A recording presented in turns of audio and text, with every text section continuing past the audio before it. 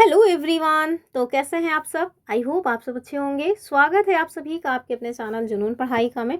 हम लोगों ने कुछ दिनों पहले अपने इसी चैनल पर जो यूपी ट्रिपल एससी पीईटी का एग्ज़ाम होना है उसके लिए पॉलिटी की जो क्लासेस हैं वो स्टार्ट की थी, जिसमें हम लोग कंसेप्ट और जो एमसीक्यू है वो देख रहे थे। ठीक है, जिसमें हमने कई सारे टॉपिक्स कवर कर लिए हैं। 3 या 4 टॉपिक और बचे हुए हैं, इनको भी हम सोच रहे हैं कवर कर लें। और इसी के साथ जो पॉलिटी में टॉपिक्स दिए हुए हैं, 5 नंबर की पॉलिटी पूछी जानी है, वो सारे आपके कंप्लीट हो जाएंगे। तो आज से डेली एक एक टॉपिक हम करवा देंगे, ताकि जो है एग्ज़ाम के 3-4 दिन पहले तक ही आपकी जो पॉलिटी है वो समाप्त हो जाए। हमने फंडामेंटल राइट्स के साथ साथ आप देखें तो जो हमारा प्रियम्बल है वो, और भी जो चीज़ें हैं जिसमें आप देखेंगे कि जो हमारा डीपीएसपी है, जिससे क्वेश्चंस हमेशा ही बनते हैं, तो ये सारे पॉइंट्स ऑलरेडी करवा दिए हैं। ठीक है, आज हम जो देखने वाले हैं वो है हमारा संसदीय प्रणाली। ठीक है, क्या है आज की जो हमारी कक्षा है उसमें हम देखेंगे संसदीय प्रणाली। तो ये हमारा टॉपिक नंबर 5 है। आप देखेंगे कि अगर आपने सिलेबस देखा है तो उसमें टॉपिक नंबर 5 में संसदीय प्रणाली जो है वो दिया गया। सबसे पहले तो हम लोग इसके जो है देख लेंगे इसका कंसेप्ट, और उसके बाद फिर हम इसके एमसीक्यू देख लेंगे, तो जिससे सारे के सारी जो चीज़ें हैं वो आपको अच्छे से क्लियर हो जाए। ठीक है, तो वीडियो को स्टार्ट करते हैं। अगर आप लोग पहली बार चैनल पे आए हैं तो चैनल को सब्सक्राइब करना ना भूलिए, और वीडियो को लाइक करके जो बगल में बेल आइकन होता है सब्सक्राइब के बगल में, उसको प्रेस कर दीजिए, ताकि आपको ऑल नोटिफिकेशन जैसे ही वीडियोस अपलोड हो वैसे मिल जाएं। तो देखते हैं क्या कुछ खास बातें हैं संसदीय प्रणाली में। ठीक है, संसदीय प्रणाली को समझने से पहले तो सबसे पहले आपको यही पता होना चाहिए कि जो शासन प्रणाली है ना, ये कितने प्रकार की होती है। उसके बाद फिर ये टॉपिक आएगा कि संसदीय शासन प्रणाली किसे कहते हैं।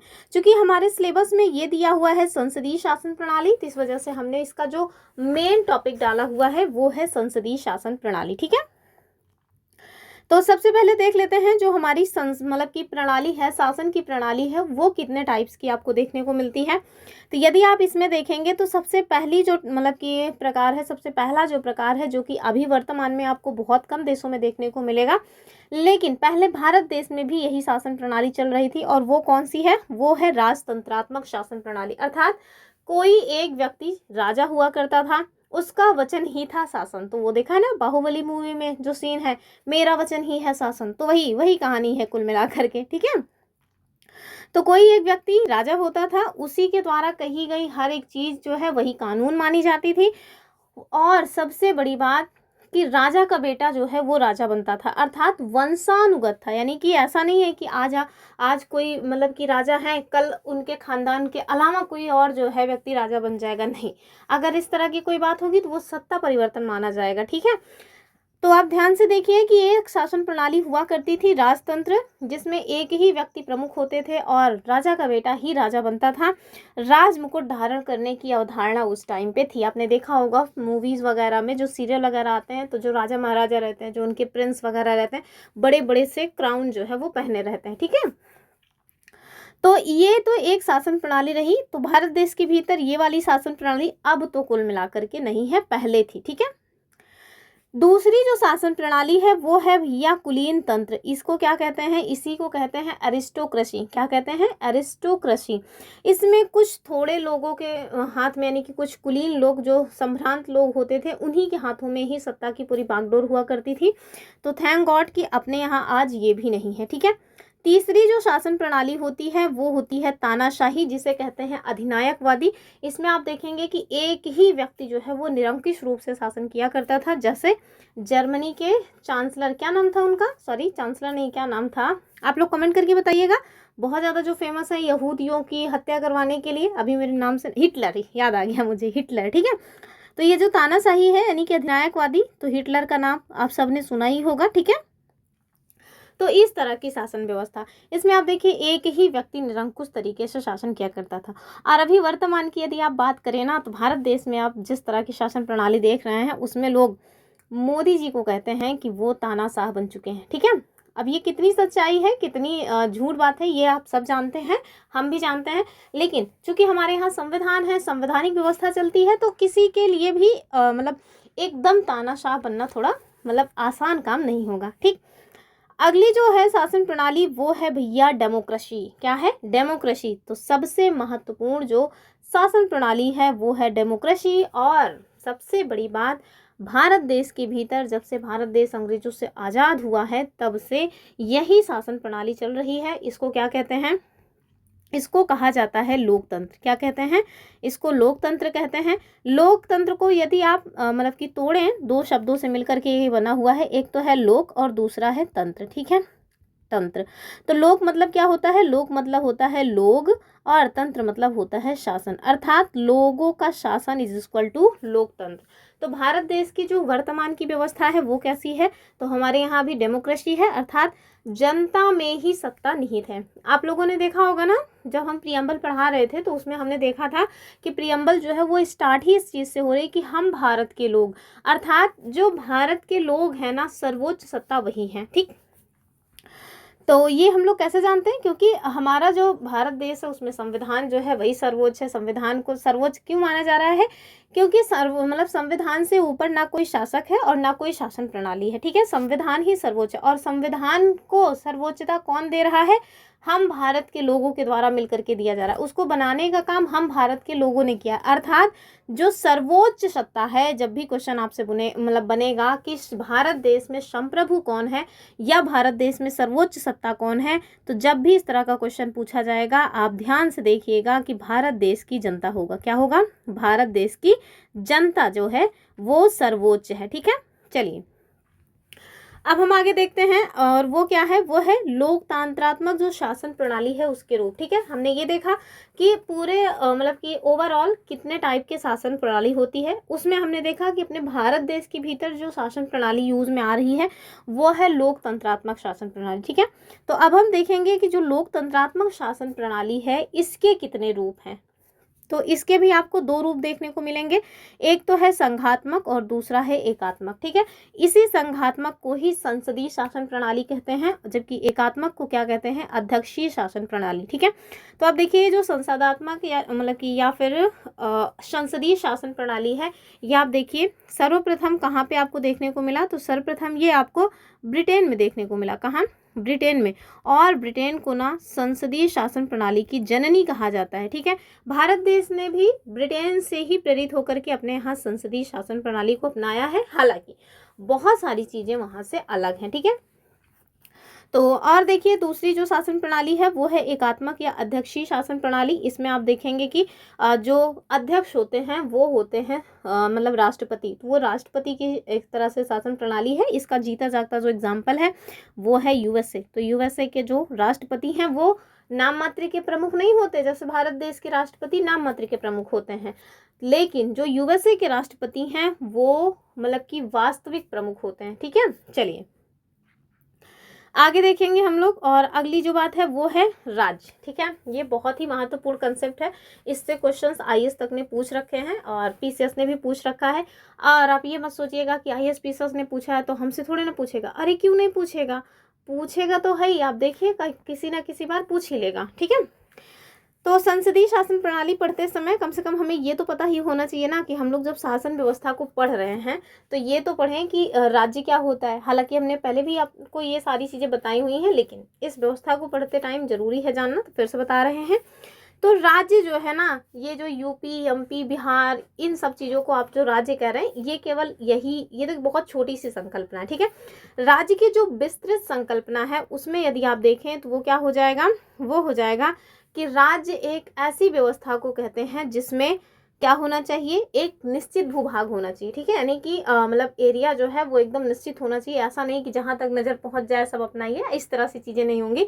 मतलब एकदम निश्चित भूभाग होना चाहिए, जैसे अपने यहाँ का देखिए 32,87,000 और जितना है वो। ठीक है, तो एक निश्चित भूभाग होना चाहिए और उस भूभाग में रहने वाले लोग होने चाहिए, अर्थात जनता होनी चाहिए। अब वीरान जगह में थोड़ी ना कोई शासक वगैरह मतलब काम करेंगे, तो जनता होनी चाहिए, ये इंपॉर्टेंट है। और उस जनता को गवर्न करने के लिए शासक होना चाहिए, अर्थात एक सरकार होनी चाहिए। और सरकार किस तरह से होनी चाहिए? सरकार जो होनी चाहिए वो संप्रभु होनी चाहिए। अर्थात संप्रभुता का मतलब होता है, पहले तो इसको अंग्रेजी में कहते हैं सॉवरेन। ठीक है, और इसका मतलब होता है कि एक ऐसी शासन व्यवस्था जो अपने आंतरिक और बाह्य दोनों ही निर्णय लेने में पूर्ण रूप से स्वतंत्र हो। ठीक है, ऐसा नहीं कि हम अपने आंतरिक निर्णय तो स्वयं से ले रहे हैं, लेकिन जब बाह्य निर्णय लेने की बात हुई, अर्थात हमारे जो विदेशी संबंध हैं उनको रखने की बात हुई, तो हमें किसी और से जो है पूछने की आवश्यकता पड़ रही। अगर इस तरह की चीजें हैं तो आप समझ लीजिए कि वो संप्रभु जो है नहीं है। तो अभी भारत देश जो है वो कैसा है, वो भैया संप्रभु है। इस वजह से हम लोग क्या कहेंगे कि भारत एक राज्य है। ठीक है, स्टेटमेंट बन के आ सकता है ना कि भारत एक राज्य है, और आपको लगेगा अरे राज्य है कि देश है तो फिर आप ये मत कहिएगा कि ये देश है। भारत एक राज्य है, क्यों? क्योंकि भारत के पास अपना निश्चित भूभाग भी है, वहाँ पे रहने वाले जनता भी है, और जनता तो इतनी है कि पूरे विश्व में सबसे अधिक जो जनता है वो आपको भारत देश में मिल जाएगी। हम लोगों ने चाइना को भी पछाड़ दिया है। ठीक है, और चुनी हुई सरकार है ही, तो द्रौपदी मुर्मू जी अभी राष्ट्रपति हैं, प्रधानमंत्री मोदी जी हैं ही। ठीक है, तो चुनी हुई सरकार भी है और संप्रभु भी है। हम लोग अपने आंतरिक और बाह्य निर्णय लेने में पूर्णतः स्वतंत्र है। ठीक, ध्यान रखिएगा कि जब भारत देश आज़ाद नहीं हुआ था तो उस टाइम पीरियड तक भारत एक राज्य पूर्ण रूप से नहीं था। क्यों? क्योंकि यद्यपि उसके पास भूभाग भी था, लोग भी थे, शासक भी थे, लेकिन संप्रभुता नहीं थी। क्यों? क्योंकि हम लोग उस टाइम ब्रिटेन के जो है मोहताज थे। ब्रिटेन जो शासन मतलब कि जो निर्णय वगैरह लिया करता था, उसी निर्णय को हम लोग मानने के लिए बाध्य थे। ठीक है, चलिए आगे देखते हैं। और आगे आपको देखने को मिलेगा जो संसदीय शासन प्रणाली है, इसी को और किस नाम से जानते हैं, इसी को मंत्रिमंडलीय शासन प्रणाली या वेस्टमिंस्टर प्रणाली के नाम से भी जाना जाता है। ठीक है, अभी हम लोग एमसीक्यू देखेंगे, जो चीज़ें यहाँ पे रह जाएंगी वो एमसीक्यू में कवर हो जाएंगी, तो आप लोग छोड़ के मत जाइएगा। अगर आप चाहते हैं कि पूरा टॉपिक आपका कवर हो जाए तो जीरो से यानी कि स्टार्ट से लेकर के एंड तक की पूरी वीडियो देखिएगा। ठीक है, तो सबसे पहले देखिए कि ये जो मंत्रिमंडलीय शासन प्रणाली है, इसके बारे में कुछ चीज़ें हैं, कुछ पॉइंट्स हैं जो हमें जानना चाहिए। और वो क्या है, सबसे पहली बात तो संसद। तो संसद जो है ना, वो कानून बनाने की सर्वोच्च संस्था होगी, अर्थात विधि बनाने की जो सर्वोच्च संस्था होगी वो संसद होगी। अभी जो हमारे यहाँ संसद है वो भी देखिए, तो संसद जो है वो 3 अंगों से मिलकर के बनी है, और वो कौन है? पहले तो राष्ट्रपति ही हो जाएंगे। अनुच्छेद 52 जो है वो क्या कहता है कि भारत का एक राष्ट्रपति होगा। ठीक है, राष्ट्रपति। दूसरा मतलब कि ये आएगा अपना राज्यसभा। ठीक है, राज्यसभा। और तीसरा लोकसभा। ठीक है, लोकसभा। तो इन तीनों से मिलकर के ही हमारा क्या बनता है? संसद। ठीक है, तो संसद 3 लोगों से मिलकर के बनती है। अगर तीनों में से कोई भी एक कम है तो समझ लीजिए वो संसद कंप्लीट नहीं है। ठीक, तो संसद क्या होगी? तो कानून बनाने की सर्वोच्च संस्था होगी। दूसरा, जो कार्यपालिका है ना, वो समस्त कृत्यों के लिए यानी कार्यपालिका सारे कामों के लिए संसद के प्रति जवाबदेह होगी। यही तो एक महत्वपूर्ण बात हो जाती है लोकतंत्रात्मक शासन व्यवस्था में, जवाबदेहिता। ठीक है, तीसरा जो पॉइंट है वो क्या है कि भारत में शक्तियों का बंटवारा होगा। तो आप सबको पता ही है, केंद्र की अलग शक्तियां हैं, राज्य की अलग शक्तियां हैं। हमने अनुसूचियां में जो 7वीं अनुसूची है उसमें भी पढ़ रखा है कि 3 सूचियां दी गई हैं, केंद्र सूची, राज्य सूची और समवर्ती सूची, जिसमें केंद्र को अलग विषयों पर कानून बनाने का अधिकार है, राज्य को अलग विषयों पर कानून बनाने का अधिकार, और समवर्ती सूची में भी कुछ चीज़ें रखी गई हैं जिनमें दोनों ही नियम कानून बना सकते हैं। ठीक है, तो भारत में जो है शक्तियों का बंटवारा हुआ है, अर्थात जो मतलब कि मंत्रिमंडलीय शासन प्रणाली है उसकी एक विशेषता होती है कि ये शक्तियों के बंटवारे पे काम करती है। ठीक, और सर्वोच्च सत्ता जनता में है, ये हमने बता ही दिया आपको। सर्वप्रथम जो संसदीय प्रणाली है ये ब्रिटेन से मतलब ब्रिटेन में अपनाई गई थी। ब्रिटेन को संसदीय प्रणाली की जननी कहा जाता है, और भारत ने भी वहीं से प्रेरित होकर अपने यहाँ संसदीय प्रणाली को स्थान दिया। अब हम देखेंगे अगली जो पॉइंट्स है वो क्या है। अगले पॉइंट में आपको देखने को मिलेगा कि जो संसदीय शासन प्रणाली है ना, उसकी क्या विशेषताएं हैं। ठीक है, यद्यपि कुछ गुण के साथ साथ दोष भी होते हैं, तो गुण दोष भी आपको जानना चाहिए, लेकिन चूंकि बहुत ज़्यादा टाइम बचा नहीं है और बहुत ज़्यादा डीप में चीज़ें नहीं आएंगी, और वैसे भी एमसीक्यू करेंगे तो जो कुछ बचा रहेगा वहाँ से आपको समझ आ ही जाएगा। तो जो मेन पॉइंट्स हैं वो हम देख रहे हैं। ठीक है, तो आप देखिए क्या विशेषताएं हैं। टोटल 8 विशेषताएं हैं। जैसे सपोज दैट आपको कहीं कुछ लिखना है या नोट्स वगैरह बनाने हैं तो आप इस तरह के पॉइंट्स जो है वो अप्लाई कर सकते हैं। ठीक है, तो ये जो 8 अष्टभुज वाला जो है चित्र बनाइए और उसमें ये सारे के सारे पॉइंट्स नोट डाउन कर लीजिए। ठीक है, तो इस तरह से थोड़ा टाइम भी बचता है। टाइम बचने का मतलब है, शॉर्ट नोट का मतलब क्या हुआ, अगर आप उसका एक एक लाइन लिख रहे हैं तो फिर वो शॉर्ट नोट थोड़ी ना हुआ। तो शॉर्ट नोट इस तरह से लोग आप बना सकते हैं। आप भी बना सकते हैं, हम भी बना सकते हैं, कोई भी बना सकता है। ठीक है, तो देखिए संसदीय शासन प्रणाली की जो विशेषताएं हैं, पहली विशेषता क्या है, तो पहली विशेषता में आपको देखने को मिलेगा नाम मात्र और वास्तविक कार्यपालिका। ठीक है, तो आप देखिए नाम मात्र और वास्तविक कार्यपालिका का क्या मतलब है, तो इसमें आप देखिएगा कि जो राष्ट्रपति होते हैं ना वो नाम मात्र के प्रमुख होते हैं, जबकि जो वास्तविक प्रमुख हैं कार्यपालिका के वो कौन होते हैं, वो होते हैं प्रधानमंत्री। तो सारे निर्णय जो लिए जाने हैं महत्वपूर्ण वो कौन लेंगे, वो लेंगे हमारे प्रधानमंत्री। लेकिन किसके नाम से ये सारे काम किए जाएंगे, वो किए जाएंगे नाम मात्र के प्रमुख अर्थात राष्ट्रपति। ठीक है, दूसरा बहुमत दल का शासन होगा। तो आप सबको भी पता है जो मतलब कि जिसको ज़्यादा जो है सीटें मिलती हैं वही प्रधानमंत्री बन जाता है, अर्थात बहुमत दल जो है वही इसमें शासक बनता है। सामूहिक उत्तरदायित्व की यहाँ पे बात की जाती है। तो जो सामूहिक उत्तरदायित्व है ये आप याद रखिएगा कि ये संसदीय शासन प्रणाली का एक बहुत ही विशिष्ट सिद्धांत माना जाता है। और इसमें आप देखेंगे कि जो मंत्री होते हैं ना वो संसद के प्रति सामूहिक रूप से उत्तरदायी होते हैं। क्या होते हैं, तो जो मंत्री होते हैं वो सामूहिक रूप से किसके प्रति, तो जो हमारी लोकसभा है ना उसके प्रति जिम्मेदार होते हैं, या मतलब कि क्या होते हैं, सामूहिक उत्तरदायित्व उनका होता है। और आप जाने रहिए कि जैसे सपोज दैट कोई एक मंत्री की यदि बात की जाए तो कोई एक मंत्री किसके प्रति जवाबदेह या उत्तरदायी होता है, तो वो होते हैं राष्ट्रपति के प्रति।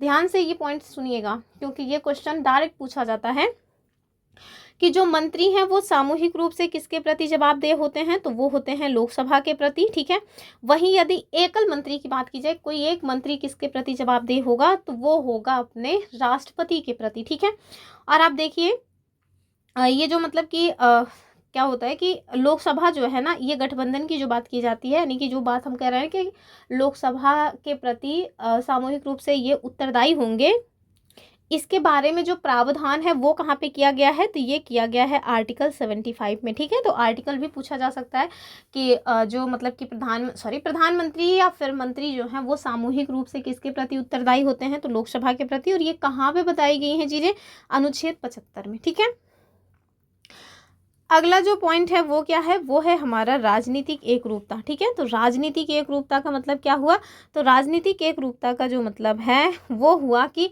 सामान्यतः जो मंत्री परिषद है उसके मेंबर्स एक ही राजनीतिक दल के होते हैं। ठीक है, यानी कि जो मंत्री परिषद बनाया जाता है, प्रधानमंत्री और उनका मंत्री परिषद जो हम बोलते हैं वो सामान्यतः एक ही दल से संबंधित होते हैं, ताकि सारे के सारे लोगों की जो विचारधारा है वो एक जैसी हो, वरना पता चला मंत्री परिषद में ही फूट पड़ी है।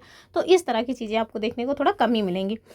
अगला जो है वो है दोहरी सदस्यता। ध्यान दीजिएगा, दोहरी सदस्यता है, ना कि दोहरी नागरिकता। नागरिकता नहीं है, दोहरी सदस्यता की बात की जा रही है यहाँ पे। ठीक है, तो आप देखिए कि जो मंत्री होते हैं ना, इसमें मंत्री जो होते हैं वो विधायिका और कार्यपालिका दोनों के ही मेंबर होते हैं। किसके, कार्यपालिका के भी मेंबर होते हैं और विधायिका के भी मेंबर होते हैं। इसका मतलब क्या हुआ, इसका मतलब ये हुआ कि कोई भी व्यक्ति बिना संसद सदस्य बने मंत्री नहीं बन सकता। ठीक है, यानी कि मतलब कि कोई भी व्यक्ति बिना संसद सदस्य बने जो मंत्री है उस पद तक नहीं जा सकता।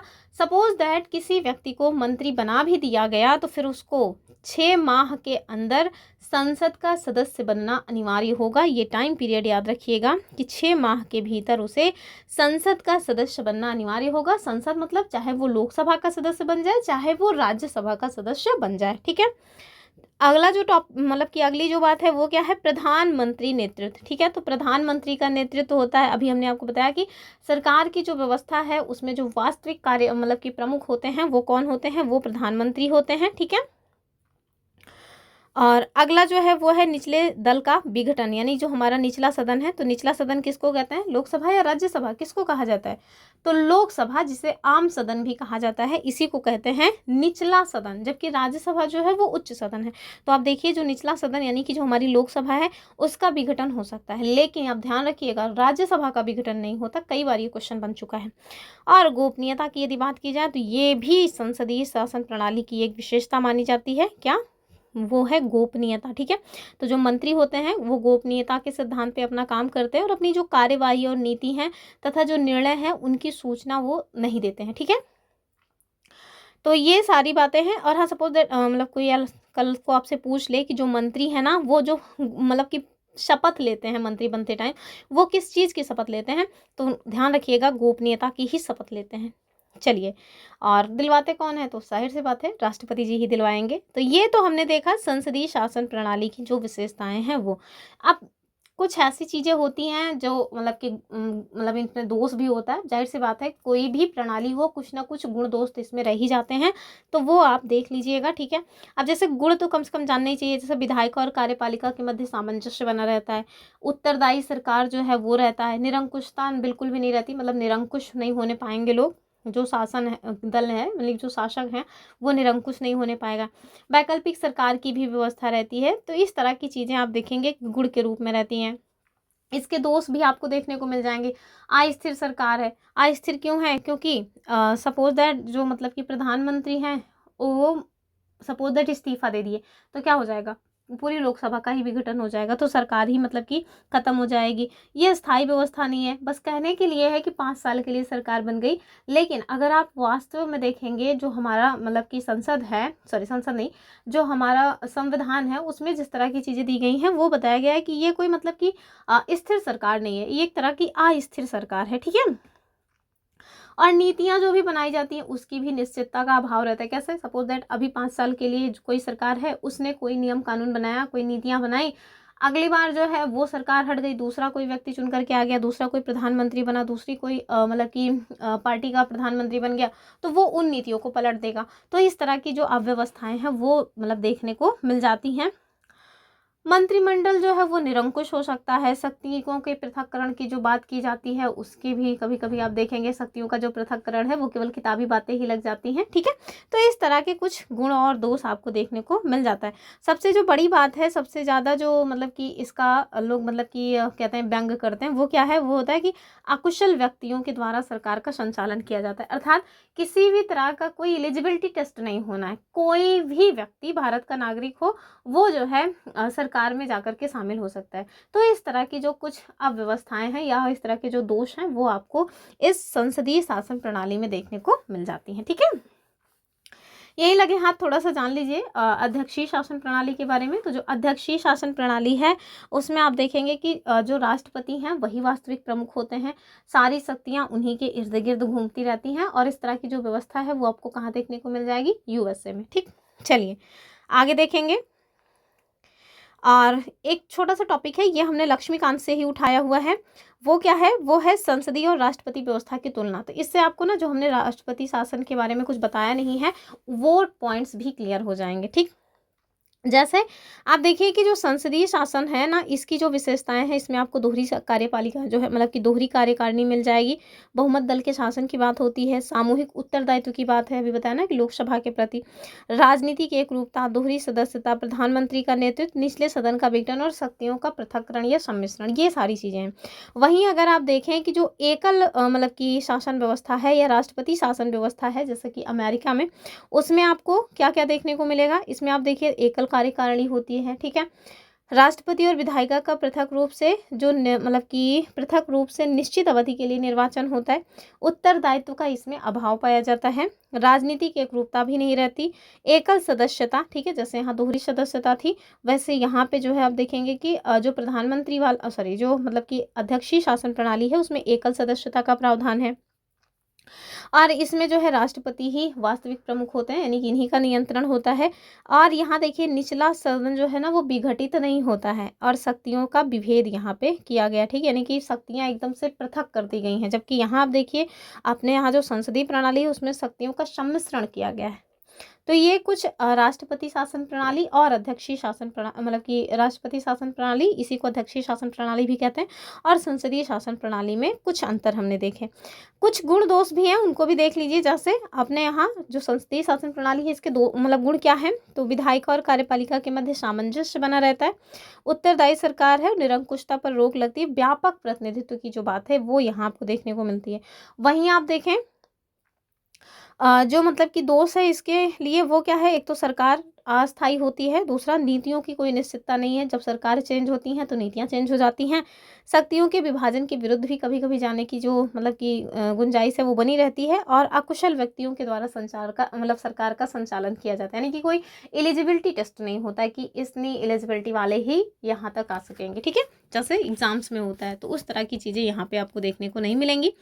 वहीं अध्यक्षीय शासन प्रणाली की अगर हम गुण दोष की बात करें तो पहले गुण देख लीजिए। एक तो अस्थायी सरकार होती है, नीतियों में निश्चितता बनी रहती है, शक्तियों के विभाजन पर आधारित होता है और विशेषज्ञों के द्वारा सरकार चलाई जाती है। और दोष क्या है कि विधायिका और कार्यपालिका के मध्य हमेशा ही टकराव बना रहता है। गैर उत्तरदायी सरकार है, गैर उत्तरदायी नेतृत्व की संभावना रहती है और सीमित प्रतिनिधित्व यहाँ आपको देखने को मिल जाता है, ठीक है।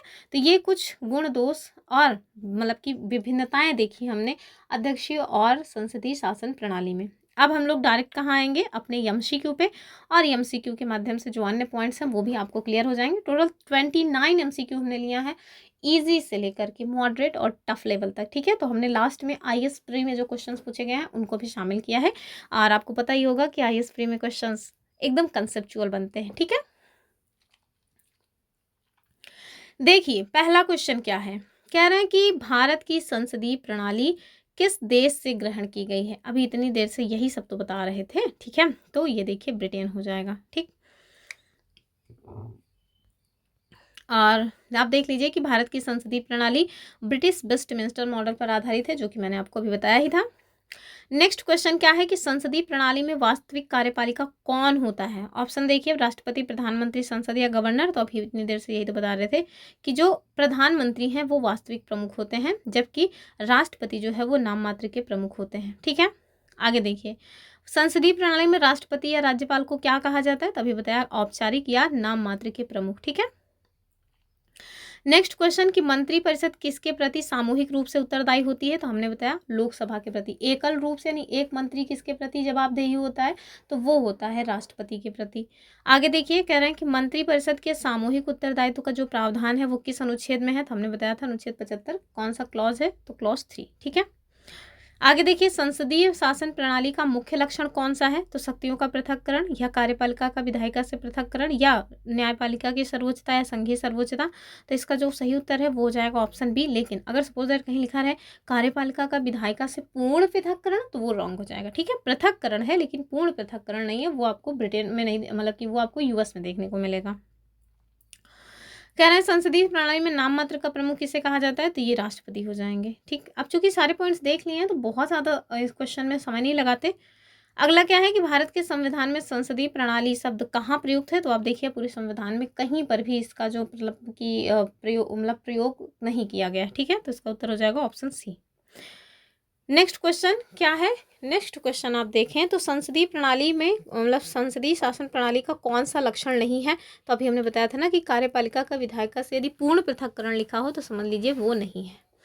अगला क्वेश्चन कह रहे हैं भारत के राष्ट्रपति की नियुक्ति कौन करता है, तो राष्ट्रपति की जो नियुक्ति है वो उनके निर्वाचक मंडल के द्वारा की जाती है।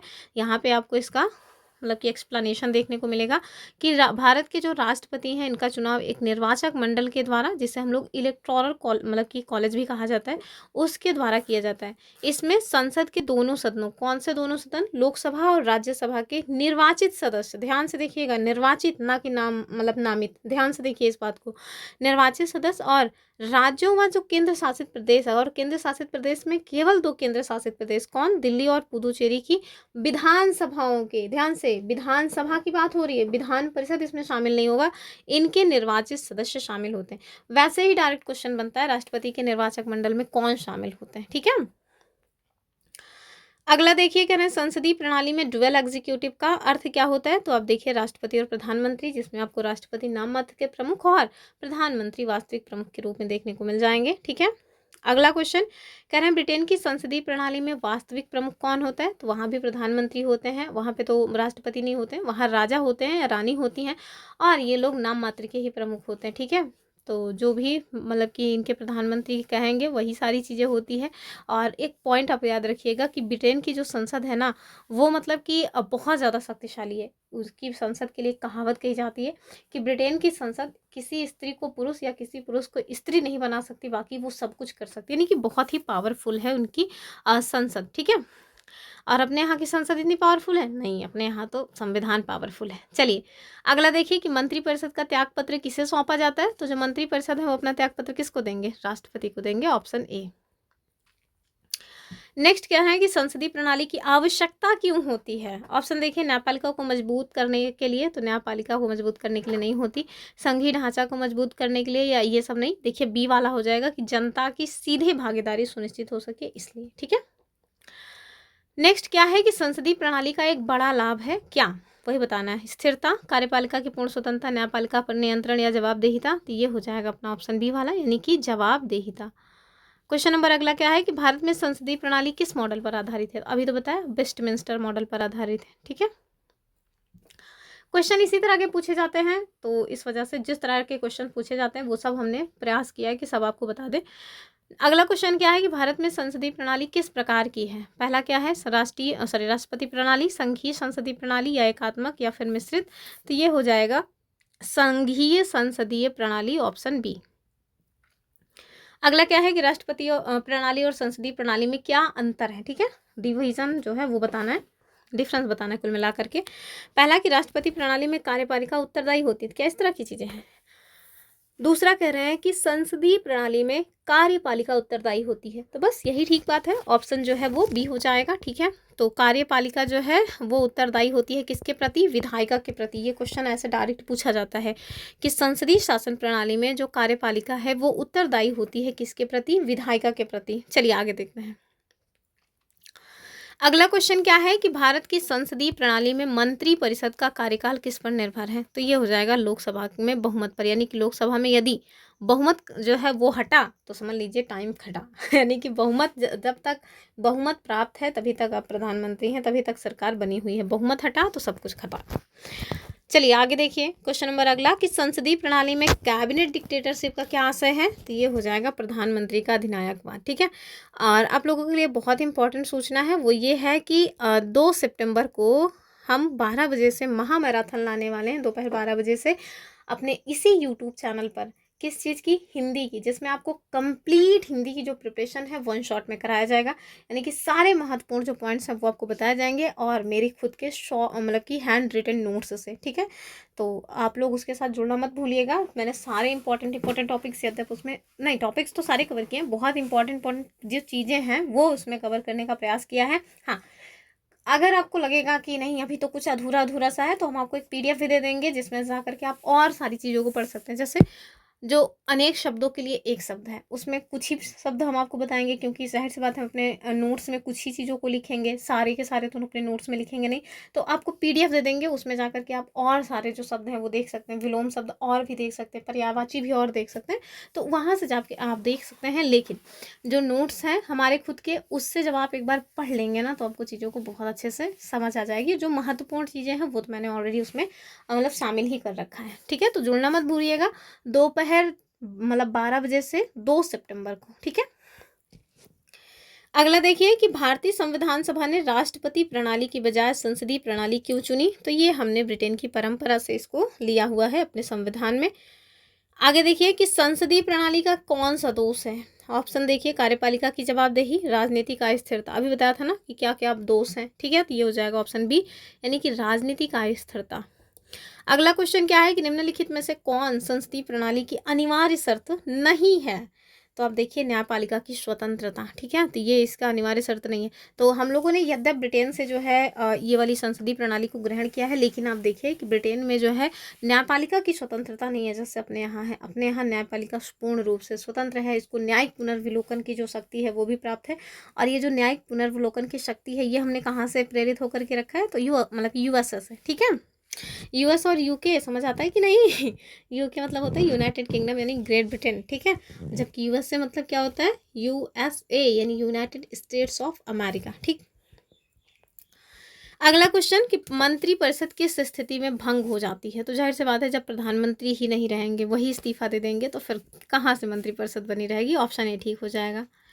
अगला देखिए कि संसदीय प्रणाली की सफलता किस पर निर्भर करती है? ठीक, ऑप्शन देखिए, न्यायपालिका की शक्ति, राष्ट्रपति का अनुभव, राजनीतिक दलों के अनुशासन और परिपक्वता, या फिर संविधान की लंबाई। तो इससे क्या मतलब होता है? ऑप्शन सी हो जाएगा, राजनीतिक दलों के अनुशासन और परिपक्वता से। ठीक है,